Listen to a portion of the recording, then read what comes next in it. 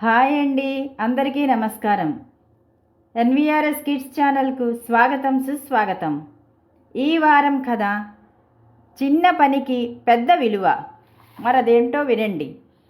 పులిపురంలో ఉండే ఆంజనేయ స్వామి గుడి ముందు ప్రతి మంగళవారము 4 బిచ్చగాళ్ళు చేరేవారు. అందులో ఒకడు గుడ్డివాడు, ఇంకొకడు మూగ, మరొకనికి కాళ్ళు లేవు, 4వ వానికి గూని, చెముడు. మనం చేసే పని చిన్నదైనా దానికి పెద్ద విలువ ఉంటుందని ఒక గురువు చెప్పిన విషయం కాశీనాథ్ అనే యువకునికి మనస్సుకు బాగా నాటింది.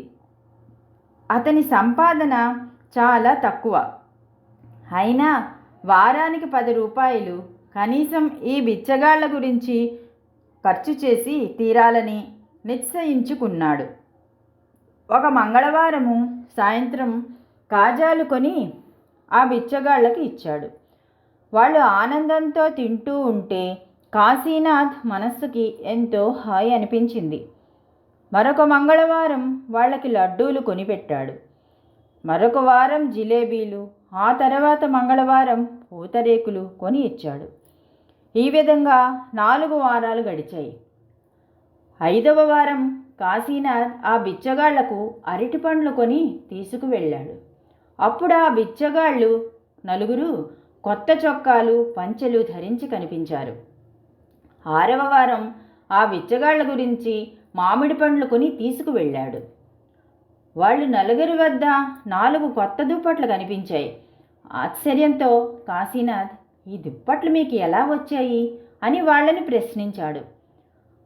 అక్కడే వారగా కిళ్ళీ బడ్డీ వద్ద నిలబడి ఉన్న ఒక పెద్దాయన, బాబు, అవి నేనే ఇచ్చాను. వారం వారం ఈ బిచ్చగాళ్లకు నువ్వు తీపి పదార్థాలు కొని ఇవ్వడం చూస్తూనే ఉన్నాను.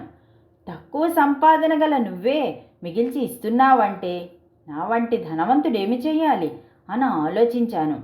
పంచెలు, చొక్కాలు కూడా వాళ్ళకి నేనే ఇచ్చాను. వచ్చేవారం వీళ్ళకి చెప్పులు, కాళ్ళు లేని వానికి ఒక తోపుడు కుర్చీ ఏర్పాటు చేద్దాం అనుకుంటున్నాను అన్నాడు. మీరు ఎంతో పుణ్యాత్ములు, గొప్పవారు అన్నాడు కాశీనాథ్. ఇందులో నా గొప్పతనం ఏమీ లేదు. నువ్వు సంపాదించిన సొమ్ములో నీ అవసరాలు తగ్గించుకొని వీళ్ళకి సాయం చేయాలనే గుణం నీలో ఉంది. నిన్ను చూచాకే నాకు ఈ బుద్ధి పుట్టింది అన్నాడు పెద్ద మనిషి. తను చేసే సహాయం చాలా చిన్నదనుకున్న కాశీనాథ్ గురువు మాటలోని నిజం తెలిసి వచ్చింది. ఆ పెద్ద మనిషి ధనవంతుడు.